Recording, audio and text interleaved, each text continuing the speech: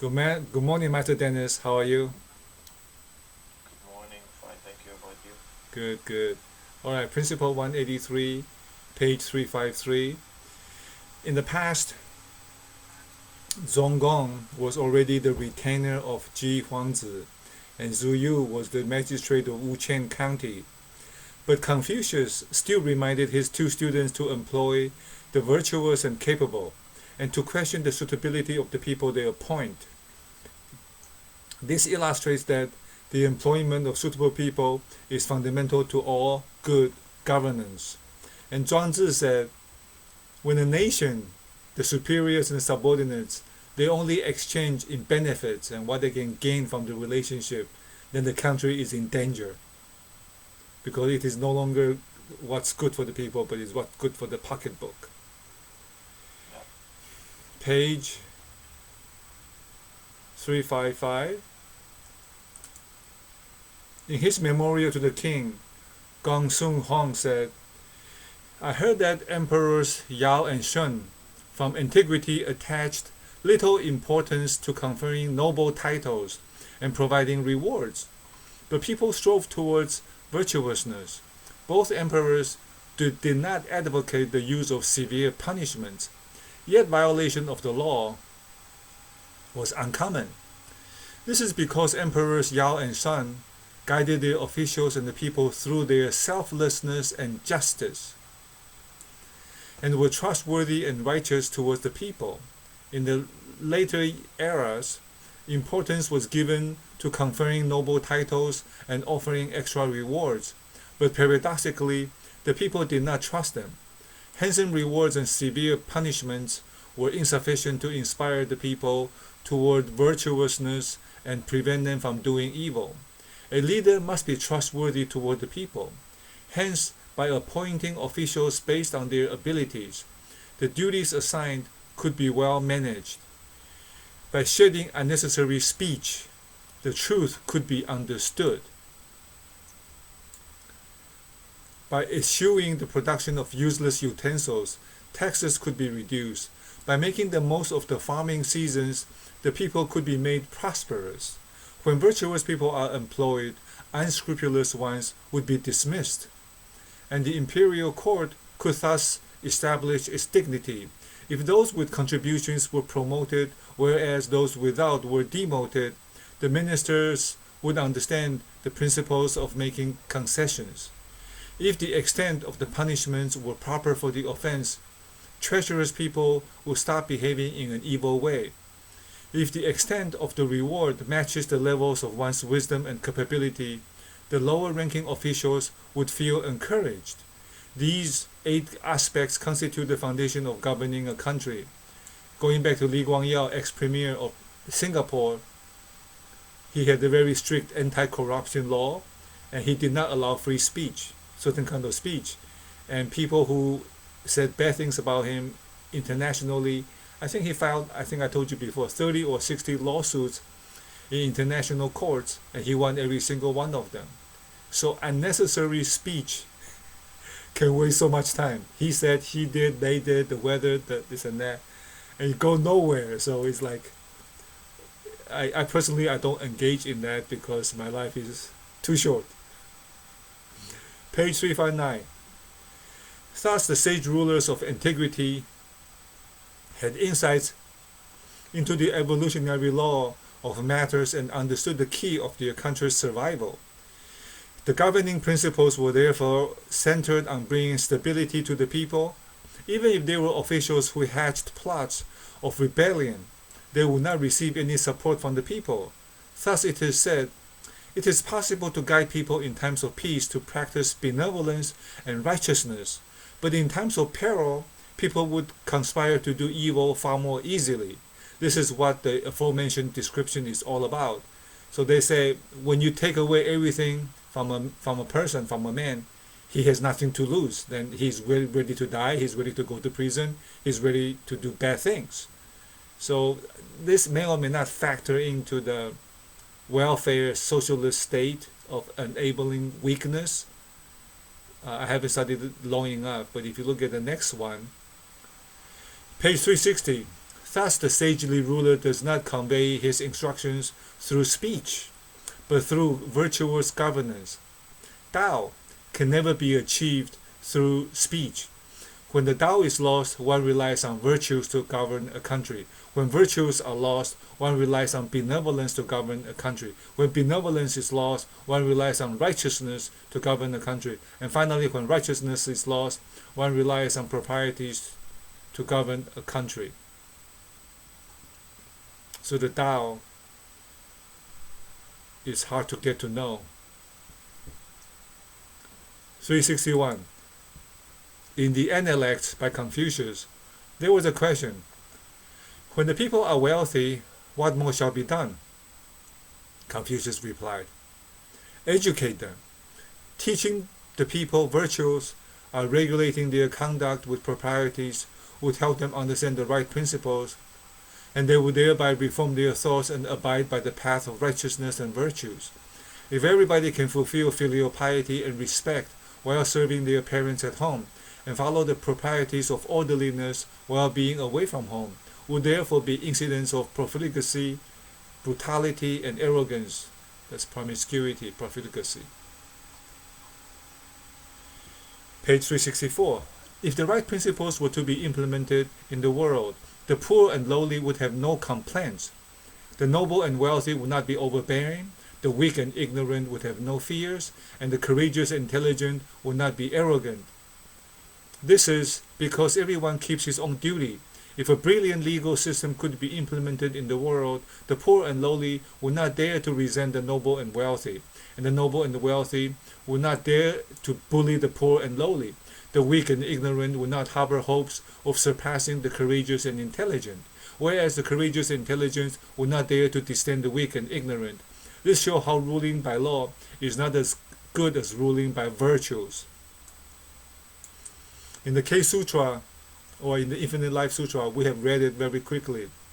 When the teaching of the Buddha is prevailing in the world, the country, the nation is running smoothly, and the civilians are happy and contented, and the winds are balmy, and the breeze are cool, and the rain is just appropriate. So everything is in harmonious. The nature also reflects that harmony, and the opposite is also true. So the point is, Lao Tzu and Confucius, as you can see, they all say this very similar things. Page 366. The law of nature is mainly about yin and yang. Yang represents the virtue, while yin represents punishment. Punishment denotes killing, whereas virtue denotes existence. Thus, yang is ever present in midsummer, fulfilling its duties of birth, nurture, and growth. Yin is ever present in midwinter and gathers in empty, unused spaces. From this, we can observe that heaven employs virtues to educate people, but does not simply make use of punishment. Heaven enables yang to rise, and from high above, yang generally nurtures all things and is mainly responsible for the agricultural harvest every year. Heaven also enables yin to be well hidden in the land, only to be released regularly to assist yang.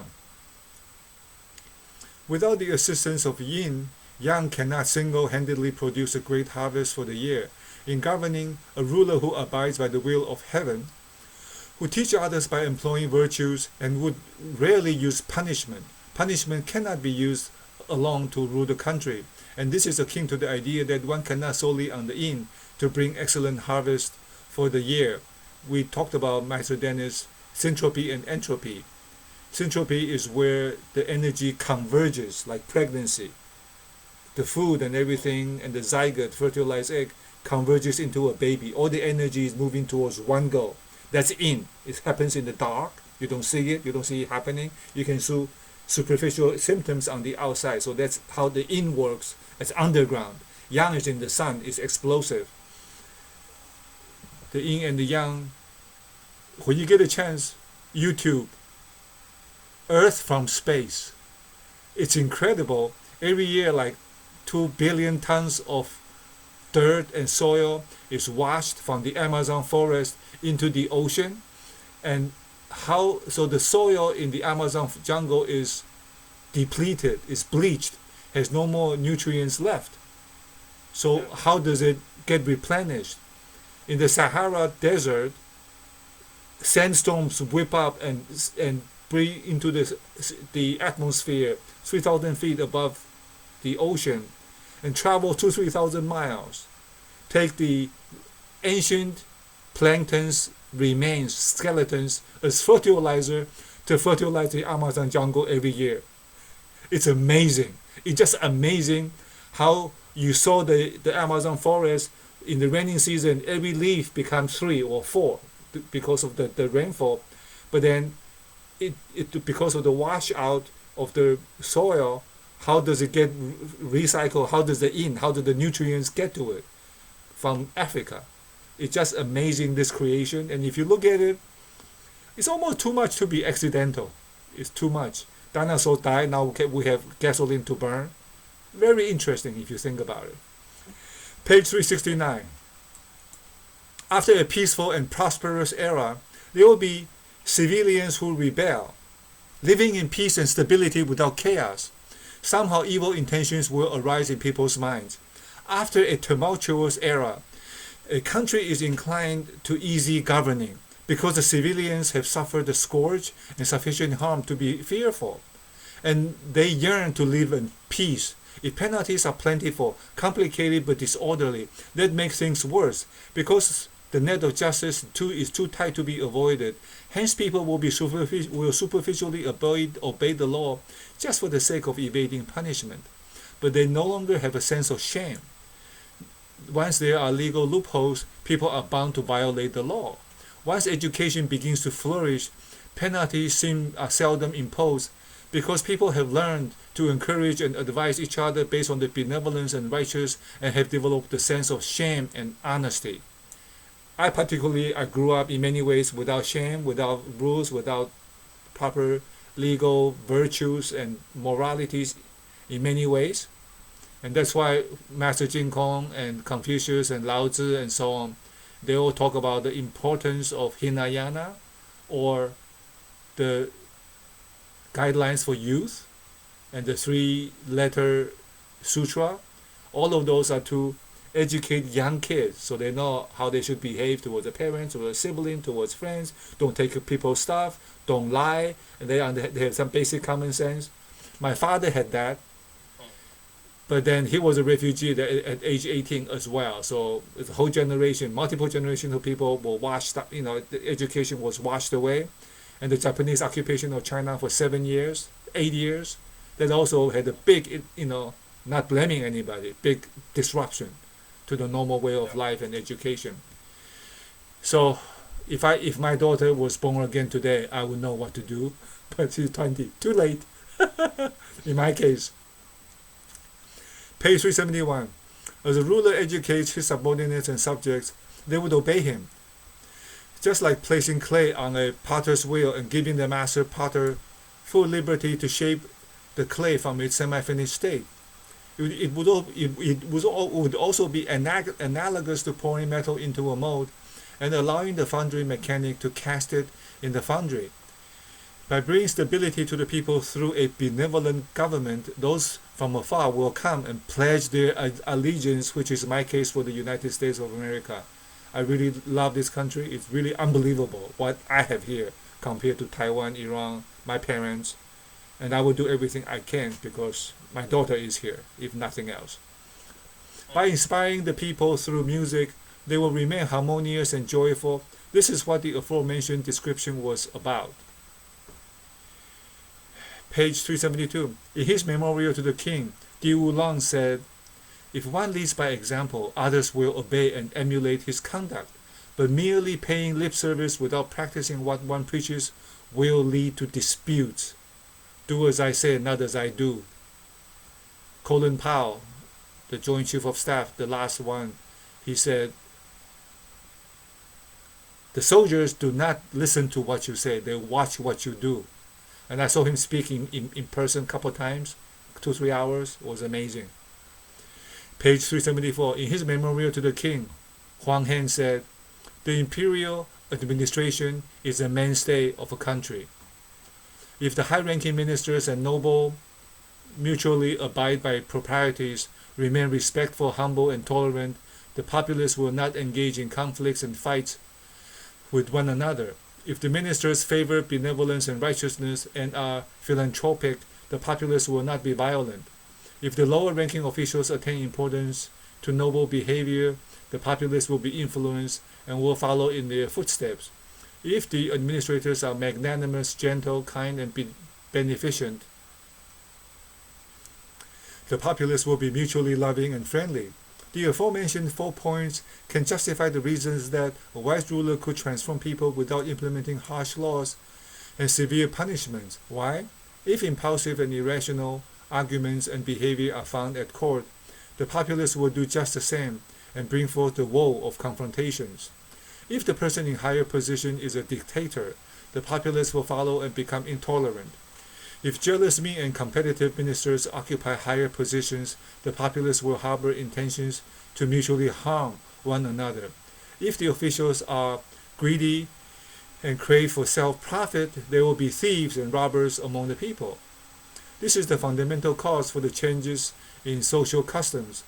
Currently, men of mediocre talent and ability are governing the country. This promote tyrannical policies that are not based on the principles of respect, humility, and forbearance. Some are cruel and jealous, and trapping others to suffer the pains of unredressed justice. Some are greedy and power-hungry, hence offenders are aplenty, and evil and crafty conduct cannot be curbed. Even strict penalties cannot change the situation. This is not the innate nature of the people. The problems are caused by the failure of the ruler to educate the people. And that's why what we are doing this is based on what Master Jin Kong said. We need to do the proper education from prenatal to childhood to professional to the rulers of the nation. And we rule in our own little ways. Page 377. Zhao Wu replied the Marquis of Jin. The people of Zhao have a proverb. Those who can see fishes swimming in a deep pool are unlucky, while those who can use their cleverness to foresee hidden matters will suffer. If you wish the state of Jin to be free of robbers, it is better to appoint virtuous people to the administration so that there will be a clean and honest government, and good practices will be popularized among the people.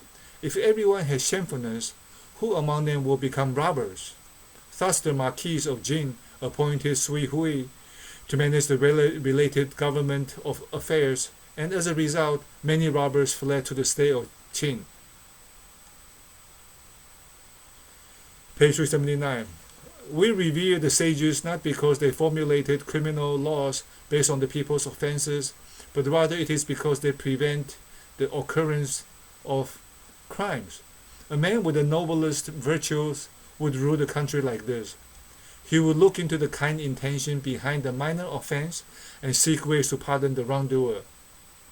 He would also find out the root cause of a major offense and transform the wrongdoer by teaching him benevolence. As a result, those in high and low positions would not oppose one another, and virtuous education would become widespread without hindrance. Page 381. The sage has no invariable mind of his own. He makes the mind of the people his mind. To those who are good to me, I'm good. To those who are not good to me, I'm also good. And thus all get to be good. Those who are sincere with me, I'm sincere. Those who are not sincere with me, I'm also sincere. Thus all get to be sincere.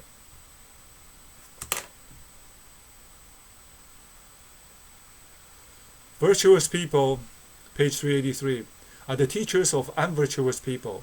Unvirtuous people are the assets of virtuous people. The sages guide them and correct their thoughts and behavior so that they would repent and walk towards a virtuous path and unleash their potential. Page 384. When rulers governing a country see evil conduct, they should be like farmers committed to weeding, clearing wild grass, piling them up, and removing the old roots to stop their growth. This would enable virtuous conduct to establish itself and become more prevalent. At this point in my life, at this stage, The Buddhist teaching for me is to keep to myself, focus on going to the Pure Land. Don't look for any extra connections and entanglement. But in my particular case, my family and my closest friends and my college buddies who are like me, like my brother, like Sergio and company for 40 years, if I can connect with them, I'm actually connecting and trying to share some of these timeless principles, not from me, but from all the wise people of the world, and also to, how should I say, it's my way of saying goodbye to my friends and my family, and to give a little gift. This is a gift for those who can understand it. Page 386. When Emperor Yao was holding office, Shan was the Minister of Education in charge of education. She was the Minister of Defense in charge of military affairs. Yu was the Minister of Works in charge of infrastructure project. Hu Jing was the Minister of Agriculture in charge of farming. Kui was the Minister of Music in charge of engineering projects and managing and training workers. Bo Yi was the Minister of Protocol in charge of ancestral remembrance ceremonies in ancestral shrines. Gao Yao was the Chief Justice in charge of corporal punishment. Yi was the Minister of Environment in charge of driving the wild animals away. Yao was unable to undertake any of the aforementioned tasks. However, he was a ruler while the 9 others were his subordinates. What was the reason? Yao knew the nature and content involved in the 9 duties. So by allowing the 9 appointed men to assume their respective responsibilities, every one of them could be competent and could accomplish his mission. Emperor Yao was thus dependent on their achievements to rule the world. Hence, understanding people and employing them wisely is the way of a ruler. Knowing the situation before handling matters is a great way of a minister. In the way of a ruler, one must understand people and employ their service appropriately.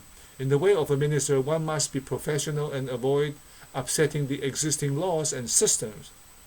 In this way, the world will be peaceful. So always praise people first, respect them, honor them, even though everything is in the state of change and transition,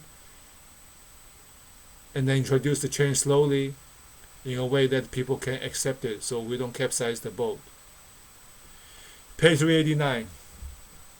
Since the ancient times, all rulers hoped to find loyal and wise men and women and employ their services. However, when they do employ such a person, they would put him under public scrutiny to verify his virtues and loyalty. Could the person who is loyal to the ruler do everything to please all the people? If he could not please all the people, could he maintain a good reputation in front of them? Hence, while the ruler wishes to obtain the help of loyal and wise men, he often loses them. He loses these talented people not because he is insincere in acquiring them, but it is due to the inappropriate method used to judge their loyalty and wisdom. Page 390. If a person's filial conduct were evident within his clan, would it be likely for him to be disloyal or disrespectful when he becomes an official? If one's benevolence and tolerance were widely praised by his relatives, would he be weak at administration when he becomes an official? If one were to remain impartial and uphold justice in his village, would he not be able to handle his job competently when he becomes an official? The habits we have at home with our closest relatives and family and siblings and classmates from youth, those are the habits we will bring to the world. It is unavoidable. And I'm trying to change almost all of it right now. And it's not easy, it's a lot of work. Page 393. If a person is rich and of noble status, observe whether his conduct is courteous and whether he is generous in provide benefits to others. If a person is poor, observe whether he is virtuous. If he is extremely favored, see if he is humble and thrifty. If he is in distress, see whether he is bold and brave. If he is young, observe whether he is respectful and eager to learn, and whether he honors the seniors. For a man in his prime years, see whether he is honest and pragmatic, and whether he can restrain his desires. If a person has reached an old age, see whether he is careful in his thoughts, diligent to make up for his inadequacies, and avoids whiling away the days. In the relationship between parents and children, observe whether the parents are loving and the children are filial. In the relationship between siblings, see if they love each other and are harmonious and have harmonious relations. In the relationship between a ruler and his subordinates, see if the leader is benevolent and the subordinates are faithful and righteous. In one's relationship with other villagers and parties, observe whether he is honest and trustworthy. Let him implement projects to observe his wisdom. Challenge him with difficult tasks to observe his courage. Assign him to manage some complicated affairs to evaluate his management skills. Confront him with some personal profits and see if he could avoid being greedy. Immerse him in an environment to enjoy the pleasures of life, to observe if he could restrain his desires and prevent himself from being dissolute. Make him angry and observe he is unshaken. Get him drunk and see if he loses his respectful and discreet manner. Let him carry out some tasks and see if he follows the normal code of conduct. Maintain a distance from him and see if he is faithful and honest. Get close to him and see if he is rude and arrogant. Repeatedly verify his speech to see if he is truly knowledgeable. Thoroughly evaluate his conduct to see whether his virtuous conduct is complete and not just for show. All this in summary is called 观察, an insight into the real situation, or to observe his sincerity, or to observe his authenticity, authenticate him. That was a good one. Page 395. Emperor Wu of the Han Dynasty decreed that in order to accomplish extraordinary achievements, one awaits extraordinary people to rise to the occasion.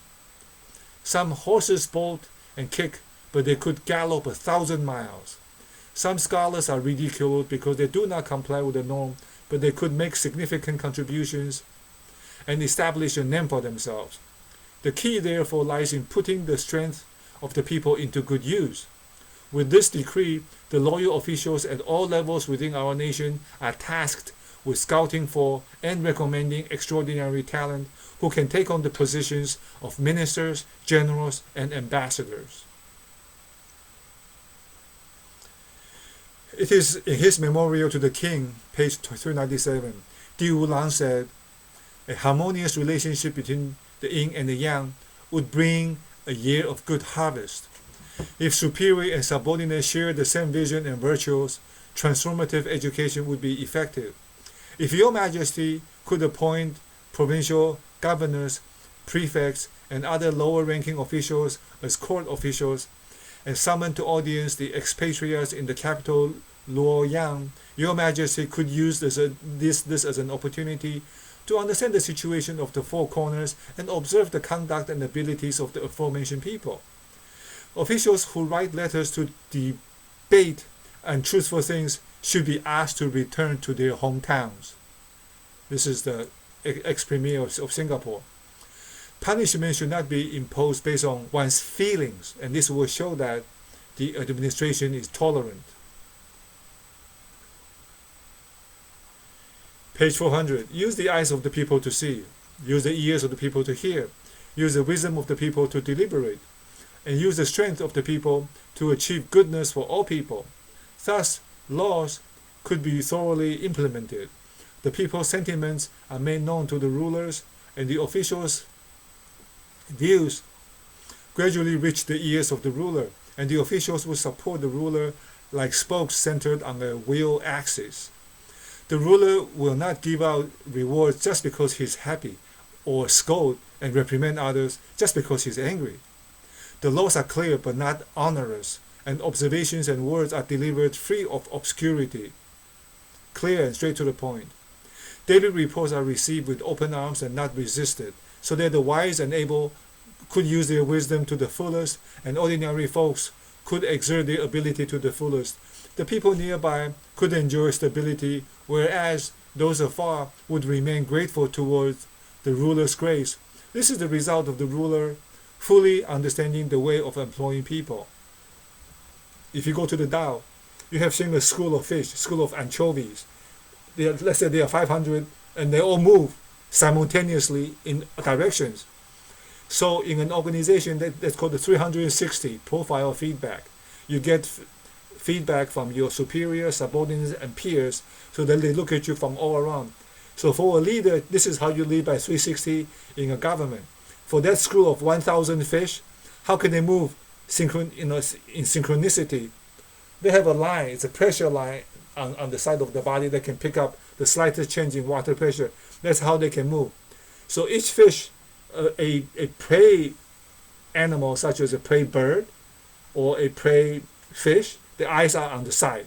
The eagle's eyes are in the front. They are attacking. So a fish can only see two sides, but you cannot see up and down, left and right. So when you have 360-degree fish, when you have 1,000 fish, they can see all the angles at the same time. And therefore, they can move according to what everybody is seeing. So that's how the Tao in the animal kingdom uses this principle of getting synergy, getting the input from everybody. Collective. Walter Wriston, the ex-chairman of Citigroup, says, the person who can tap into the collective genius of everybody in the organization will blow away the competition. People go to work, they only bring 20-30%, they hide everything else because they are afraid to get into trouble if they share. Page 402, Confucius said, I guess the person who governed efficiently without exertion is Shun. What did he do? He merely remained respectful towards all human beings and matters, and reverently occupied his royal position. This means Shun understood people well and was skillful in appointing them to handle tasks. He employed them without having to do the work himself. Thus Confucius praised him with the description, governing efficiently without exertion. Jack Welch said he doesn't know jet engine, he didn't know Seinfeld shows, he only knows people. And when I was a manager in Citigroup, this other manager said, oh, Jerry is like a traffic cop. He doesn't do anything. He's in the middle of the street directing. Okay, maybe I'm supposed to do that, I'm not sure. Page 403. The Duke of Zhao remonstrated with King Chen that when King Wen was in power, he was not simultaneously in charge of affairs related to public opinions, lawsuits and imperial admonishments, as all these were managed by the officials from relevant departments. Page 405. In employing the services of the people, a wise ruler would know the following 5 important points. Know the essential moral principles and carry certain expectations. Hope that officials could establish their careers and make contributions. 3. Have no misgivings about his officials placing full trust in them. 4. Remain fair and just. 5. Stay by the people through thick and thin. Many people divorce and leave the children and the wife. By knowing the essential moral principles and carrying certain expectations, the officials would be prudent in their speech and actions. By hoping that they could establish their careers and make contributions, they would become diligent and be reverentially circumspect. By having no misgivings about them, they would put in their fullest efforts and push their ambitions to the fullest. By remaining fair and just, his officials would be dedicated in serving him. By staying by the people through thick and thin, his officials would serve with utmost loyalty, so much so that they are willing to sacrifice their lives for the ruler. Page 407. Only when one trusts people can he appoint and employ them. In the past, King Wei of the state of Qi appointed Zhang Ji as the general in the crusade against the state of Wei. This was met with repeated advice from others that Zhang would rebel, but King Wei listened to none of it. From now on, those who became the general of Qi did not have to worry about being distrusted, and the Qi army remained strong and powerful for a long time. Jesus said, a house divided against itself cannot stand.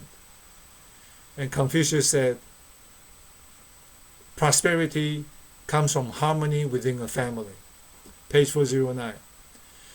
A wise and virtuous ruler employs his subordinates' talents like a skillful artisan, measuring and cutting wood into various sizes to fit different purposes.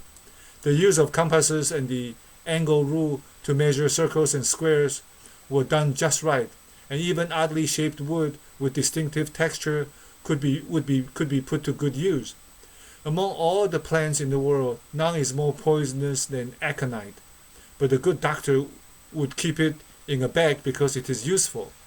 Even plants that grow in the wild like weeds and bamboo are not abandoned. What's more, a human being. Page 411. With redundant official positions, there will be redundant salaries.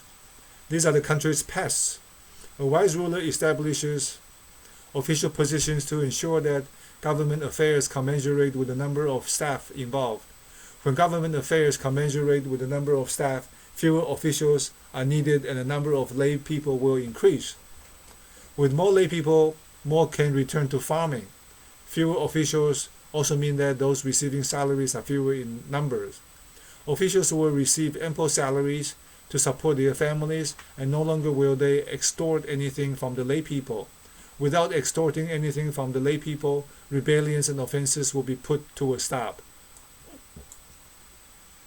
Too much taxation can cause rebellions.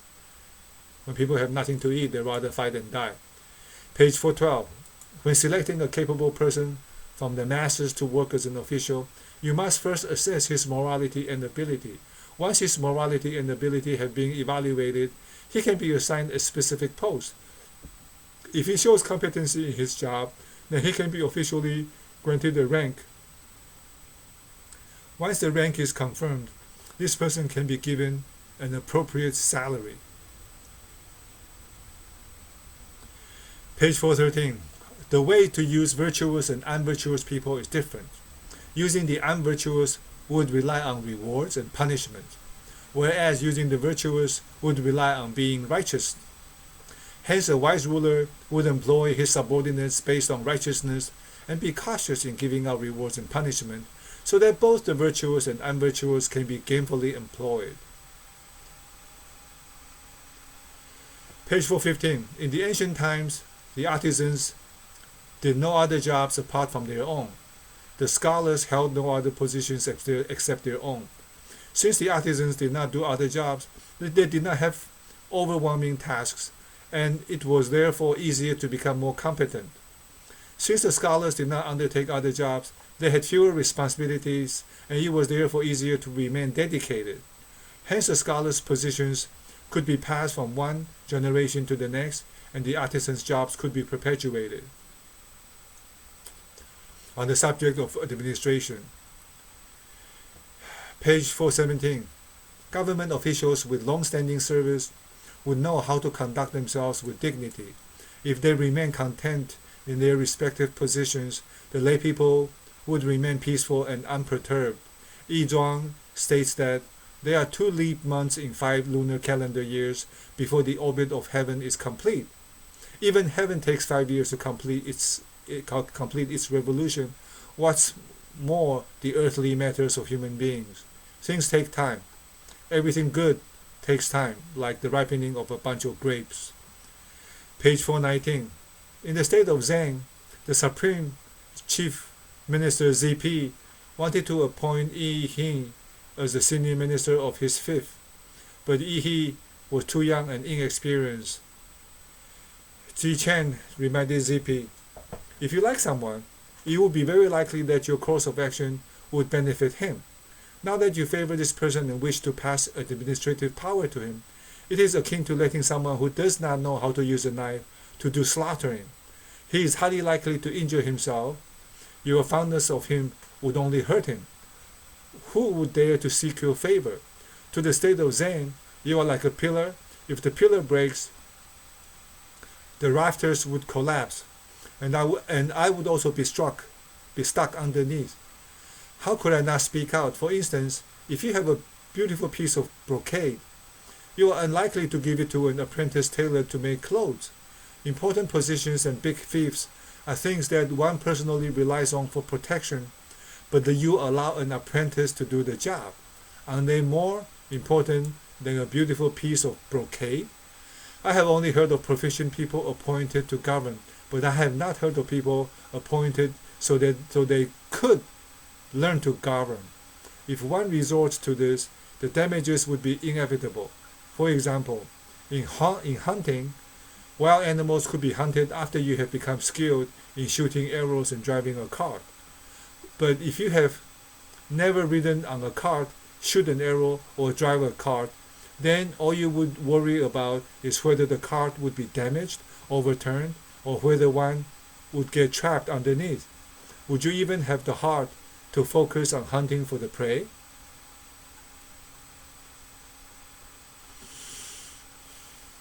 Page 422. Wisdom is akin to spring water that will not dry up because it flows from its source.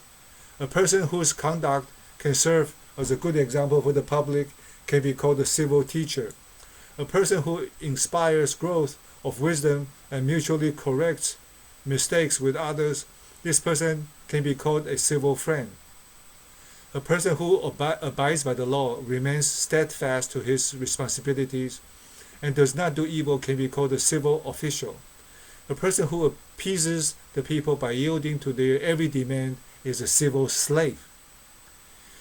Hence, wise rulers who follow the Tao employ civil teachers to assist them, while average rulers employ civil friends. Inferior rulers employ civil officials, while rulers who bring forth their country's destruction employ civil slaves.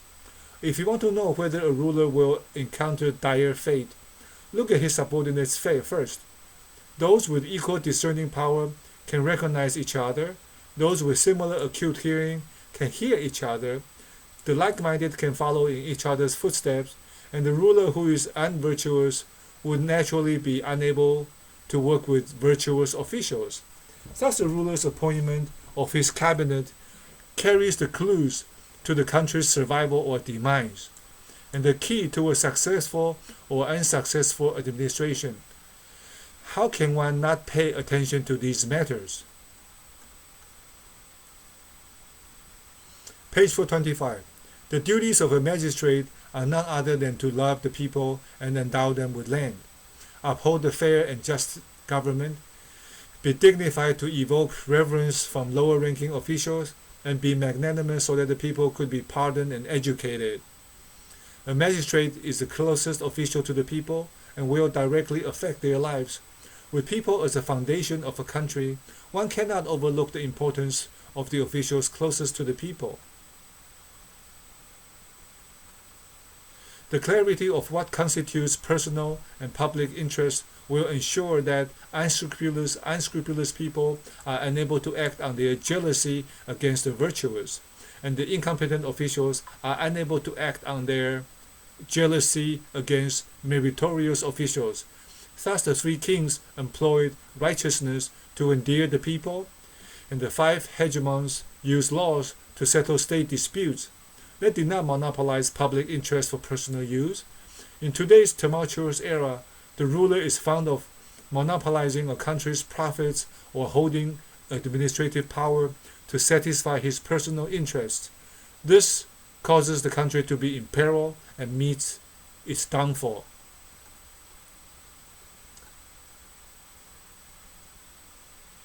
Page 429. Heaven encompasses everything with impartialities, while earth supports all things with fairness. The sun's rays shine upon all four corners of the world fairly, while the cycle of the four seasons moves impartially. Each bestows its grace and virtue, enabling all things to grow. A chef does not dare to consume the food he cooks without permission. That is how he qualifies as a chef. If a chef consumes the food he cooks without permission, then he cannot qualify as a chef. Successful kings and hegemons also observed the same rule. They got rid of oppressive feudal lords not for their personal interests, and they divided lands to be managed by the virtuous administrators. Hence they could be called kings or hegemons. One who conquered oppressive lords and acquired their lands and wealth for personal use cannot be considered a king or a hegemon. On the subject of administration, page 430, the memorial presented by Bao Xuan to remonstrate with the emperor stated, "To govern the world, one should have the people's wishes and concerns in mind. One should never be autocratic and act willfully and recklessly. For if he did as he pleased, he would be condemned by heaven and resented by the people." And that's why the Qing dynasty lasted only 2 generations. Page 431. Looking at the stars from the bottom of a well, we can see only a few of them. Looking at the stars from the top of a hill, we can see them rising and falling into the horizon. This has nothing to do with the improved vision. It is merely caused by differences in altitude. Doing things with selfish motives is like being in a well, whereas an altruistic approach is like standing on top of a hill. Hence, a selfish person's wisdom is limited, but an altruistic person's wisdom is extensive. Page 433. Only utmost fairness can provide stability for the people nearby and attract people from afar to pledge their allegiance. By dealing with what is right and wrong fairly, one will win the trust of the people. Only when there is total trust can a person appointed to work at the imperial court utilize his wisdom and power to the maximum capacity, and when he retires from his administrative duties, there are no residual worries and suspicions. The way of governing is stable and worry-free, and the usual flatterers do not dare to act rashly. Page 435. When justice becomes the norm, immoral self-interest will have no place to hide. If a ruler puts the interests of public before his own, the people will work together for him. If the ruler's self-interest comes in between, the desires pursued by the people would be abandoned. By being fair wholeheartedly, a wise ruler need not have any worries. And furthermore, violation of the law would naturally cease. In contrast, if self-interest takes precedence, even if penalties are aplenty, treachery cannot be prevented. Thus, justice as the principle of governing a country may be expressed very simply, but its influences are far and wide. In some of the ancient China dynasties, there were times when the prisons were empty and things left on the roads nobody would take.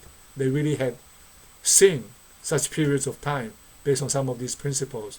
And then they gathered it all into the book by the Tang Emperor Tang Taizong, who ended up in hell, Avicii hell. And when Master Jin Kong published this book, after they found it, I think from Japan, the one we are reading now, Tang Taizong, the Emperor Tang, Li Siming, was released from the hell realm by Kshitigarbha Bodhisattva. He was allowed to come out with special permission. I know this is all mumbo-jumbo, strange hogwash type stuff. Master Jin Kong said all this. And I saw the video of a woman who was Tang Taizong's wife in the Tang Dynasty on YouTube. It's there if you want to see. She became possessed and was talking for him, rolling on the ground, crying, channeling the spirit. Yeah, it's on YouTube. If you want to see it, let me know. Page 437. Those who work for the benefits of the people will be warmly welcomed by the people. Those who work to harm the people will have the door shut upon them and to be rejected by the people. The world does not belong to anyone. Winning the world is akin to hunting. Once a prey is captured and the meat has to be shared, it can also be likened to crossing the river in the same boat. Everyone would benefit when the boat reaches the shore, but if it capsizes, everybody would become a victim.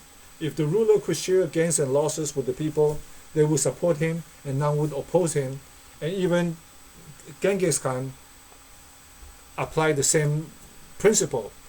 When they reached a new country, killed a lot of people, they looted, and women and jewelries, he shared with everybody equally, including the generals and soldiers he took from other countries. So Genghis Khan knew this too. Page 439. Confucius said, to the people, the ruler is as their heart. To the ruler, the people are his body. When the mind is composed of the body is at ease. When the heart is reverent, the body is respectful. That which is loved by the heart, the body will respond comfortably. That which does the ruler love, the people will aspire to have the same. The heart is well protected by the body, but it can also be injured due to one's physical disabilities. So a ruler is preserved by the people and perishes also through the people. Page 442. In the memorial presented by Luo Tang to the king, it was said, we need people to generate wealth, their strength to generate prosperity, and their power to sustain authority, as much as we need them to generate greater blessings, revive virtuous conduct, and implement benevolent deeds. If these 6 requirements are met, heaven will favor us, protect our claims, and bestow its blessings upon our nation. In Shanshu, it was said, without the ruler, the masses cannot achieve stability, but the ruler without people is unable to explore and develop the 4 corners of the world. From this, we can infer that the common people rely on the ruler to attain stability, whereas the ruler relies on the people to achieve greater success. This true principle is eternal and remains unchanged.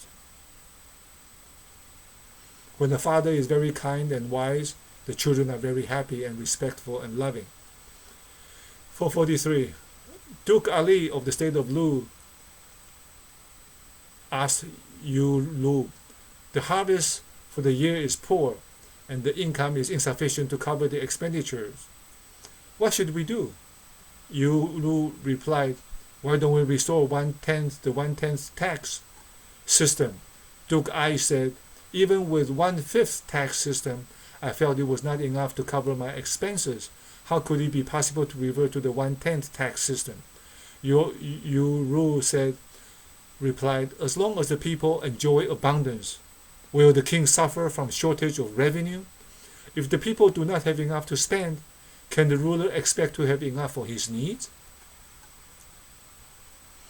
Chinese have a saying, the wool comes from the sheep. 445. A most virtuous man is always sincere, and his virtues could be felt all over the land. Although happy to see people receive their good fortune, he nevertheless stands vigilant for any change of course. Seeing people getting harmed makes him upset, as if he has a funeral to attend. He who shares others' griefs, others will also share his griefs. He who shares others' happiness, others will also share his happiness. Thus, he is happy when others are happy, and he worries when others worry. It is unheard of that anyone would fail to govern a country well. Page 448. Not all children raised by the same parents are equally virtuous, courageous, intelligent, or wise, but the parents would love them equally and shower them with the same attention. Parents merely hope that their children will be more outstanding than them, irrespective of who can guide the children to become better. Such is the forethought of parenthood. A ruler loves all his people, and he will hope that they could outshine him, irrespective of who can bring them benefits. This is no different from raising children, and it was the only way in which Emperor Yao governed his country. Page 450. By sincerely loving the people, a ruler would be able to attract the virtuous and capable to serve him. How may this be so? When a child falls ill, a loving mother would request to see a good doctor, with little time to cater for her own dignity and protocols. If one's beloved son is in prison, his parents would rush everywhere to seek help from the high officials and would not be miserly when it comes to money. If a ruler treats the people as his own children, he will search for doctors skilled in governing, and he will not fuss about proprieties or be miserly when it comes to supporting them financially. When King Wen of the Zhao dynasty paid visits to Jiang Taigong, he went back and forth 5 times a day. When Duke Huan of the state of Qin hired Guangzhou The duke endowed him with a few cities. This is why both King Wen, although his kingdom was remote, weak and small, and Duke Huan, whose conduct was indecent and corrupt, were able to rule the land. Page 451. Zili asked about government. Confucius said, guide by virtuous conduct, lead by example, and teach the people to be diligent. Zilu asked Confucius to explain this in detail. Confucius said, do the aforementioned without slackening.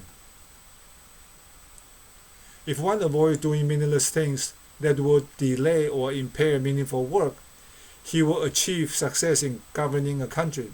If a ruler does not value the peculiar and scorn the practical, then the lay people will be affluent. In the governing principles of a wise ruler, virtuous benevolence and righteousness are considered meaningful, and practicality is treasured. Everything is done for the purpose of educating and nurturing people. I think the Buddha or somebody said, all our problem comes from doing what we shouldn't do and don't do what we should do. It's actually very simple. And the problem is, without education, we don't know what we should do, especially me. I screwed up every single possible way. Page 453. Emperor Wen of the Han Dynasty decreed, Xi Jing said, serene, kind, and humble Junzi are the parents of the people. Now that the people have erred, but before they could receive education, penalties have already been imposed on them. Those who wish to change for the better and perform virtuous deeds no longer have the opportunity. I really sympathize with them.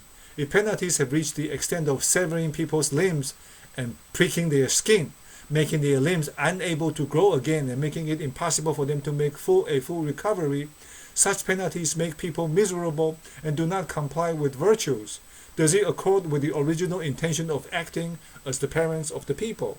So people without education, such as myself, we use our genitals without control, without understanding. Then children come into the world. Then we go into a marriage, and the marriage is not ready, and the marriage fall apart, and children fall through the crack, and the mother end up raising 1, 2, 3, 4, 5 kids by herself, without education, without proper guidance, and the mother has boyfriends and future husbands. Some of them end up raping the children. I know many such stories.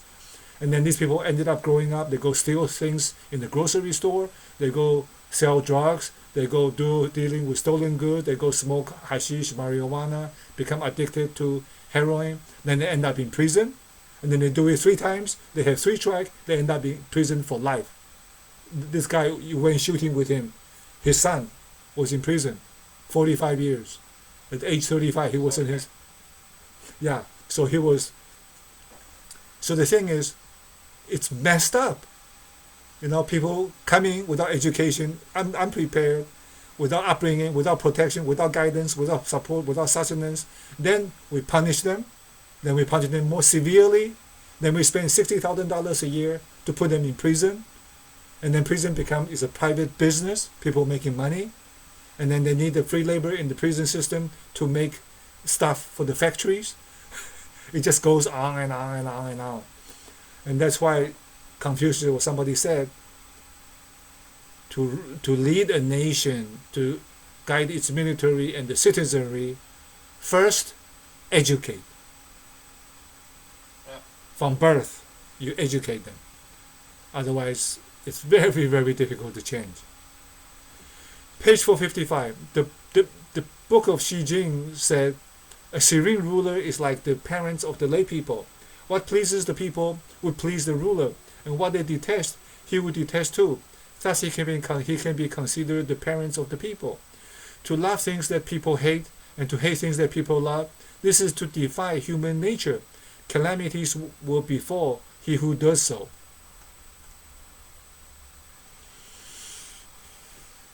Page 457. The supreme achievement of a government is to enable the people to comprehend the law of nature and humanity. The second state of achievement is to make them understand benevolence, and the lowmost state is to prevent them from doing bad deeds. Making the people comprehend the law of nature and humanity is contingent on the virtuous conduct of the ruler. Making them understand benevolence is contingent on the ruler's righteousness. Preventing them from doing bad deeds is contingent on the enforcement of laws. Law means to reward those with contributions and to punish those who have committed offenses. These three principles offer a way of governing the world. Those who uphold them will achieve success as a king or hegemon, or if they wish for the country to prosper, it will prosper. All is dependent on the extent of the ruler's aspirations. This is kingdom ruling by one person and his cabinet. Nowadays we have democracy and governments and multiple parties, but the basic principles apply. Page 458, we got 2-3 more minutes. Confucius said, to rule a state that possesses thousands of chariots, one must be totally sincere, respectful, and circumspect in handling government affairs, and has to be trustworthy towards the people.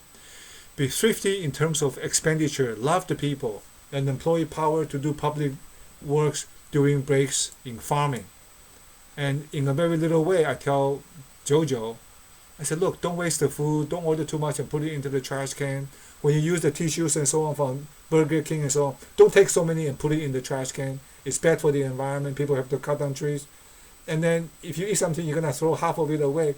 Then just buy half, and the other half, if you have too much money, give it to the poor, give it to the homeless, give it to somebody. You don't have to waste it. Just a very small way, you know. Even then, people don't listen. No, she listens what I'm saying. Is that you have to keep on repeating. Maybe they buy, maybe they don't. Page 459. Yeah. Duke Ding of the state of Lu asked Confucius how a ruler should employ his ministers and how they should serve him. Confucius replied, a ruler should employ his ministers according to the rules of propriety, and the minister should serve the ruler with faithfulness. Page 461. There are 4 essential aspects of governing. The first is to uphold virtues, the second to assess talented and capable people, the third to reward those with contributions, and the fourth to punish the offenders. Once these 4 aspects are strictly carried out, the country will be peaceful. Consider this. Finding good people to serve in the administration is impossible if the selection of officials is not made based on virtuous conduct but on relationship, and the assessment of talent is not based on abilities but on the length of service and the subservient service of the lower ranking officials, people who kiss up, fawning. While one may receive rewards or evade penalties by relying on powerful connections, it would be impossible to even hope that one's subordinates will not engage in treachery, because everything is based on profits. In almost every company I went to and every company I left, I was approached by the leadership, the dominant coalition. The company prior to the last, the guy came to me and goes, oh, I know this big shot. I can go into his office, I can ask him, what socks are you wearing today? He will pull up his pant leg and show it to me. I'm that close. So, we can join up and gang up. I said, look, I have nothing against anybody. I'm only talking about process. And if they don't want me to do the process, I'm happy to share with you. I don't know too much. I know a little bit. I'll share with you, and that's all I know. Now that I was let go. But you know what? I have to tell you this. In my decades of corporate America, every time I left, I almost never leave on my own. I always work. Every time I'm let go, I have to say I ended up in a better place. It's just like, and I look back and say, oh my, thank God that happened. It's goodness. I'm not joking. Thank God. Because I was so happy. Okay, I'm gonna do this. I'm gonna fight out this safety net. I want to make it efficient. But 7 years is long enough. I mean, I think I have learned whatever I could learn. 7 years for somebody who is so experienced as I am. I've got it. Whatever I can do with it, I'm doing. But last one, page 463. The ancient sage kings established proprieties and laws to exemplify the benevolence and righteousness inherent in human nature. They also made revisions to penalties to make up for the inadequacies of the legal system. The belief that benevolence and righteousness are ineffective in good governance shows the lack of understanding of the innate kindness of human beings. As a result, education is overlooked, and governing without the support of education has no basis. Those who believe that penalties are ineffective in good governance do not understand the hypocrisy and fraudulence among human beings. As a result, the power of deterrence is lost, and by losing this power of deterrence, evil conduct cannot be prohibited. If penalty exists without benevolence and righteousness, then people will neglect morality after a period of time. By neglecting morality, rebellions will occur. If benevolence and righteousness exist without punishment, then the people will become arrogant and contemptuous. When they become arrogant and contemptuous, they will commit crimes. Hence, establishing benevolence and righteousness as the foundation and allowing law to play a supporting role and showing that both aspects are combined without partiality. That is the highest level of governance. Although education that embraces benevolent and righteous values does not yield immediate and apparent results, its influences are lasting. Although penalties show immediate effects, over-reliance on them will catalyze the fall of a country. This is the natural law of governing a country. So the premise of studying the ancient China's principles of government is that they have studied this for thousands of years and they have extracted it. A nation like the United States is a great country, 200 years. So it doesn't have as much experience. They haven't seen as many failures as China has seen in so many dynasties. So the hope is to study this. And going back to the zero wait time or out of execution framework, the PDF, everything is very, how should I say, takes a long time, very slow. The personality, the fingerprints of personality refers to the patterns in the brain. It takes 10-15 years to form. If you want to create a new one, your brain between your birth to 18 or to 20 and 20 to 30 went through significant change. But it took a decade. It took 15 years or 12 years to have a certain change. So anyways, I think that's enough for today. You have anything you'd like to add? No, thank you very much. Thank you.